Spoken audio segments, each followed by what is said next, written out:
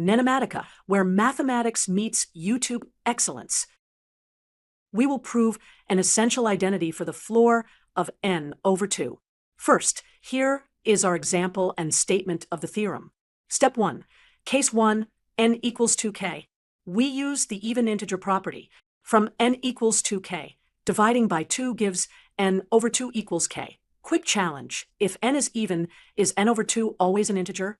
Yes, because k is an integer. Step 2. Apply the floor function in the even case, using the integer floor property that the floor of an integer equals the integer itself. Step 3. Case 2, n equals 2k plus 1, an odd integer. We use the odd integer definition to write n over 2 equals 2k plus 1 over 2, and then take the floor. Step 4. Decompose the fraction into an integer plus a half, k plus 1 half. Step 5. Use the floor addition property.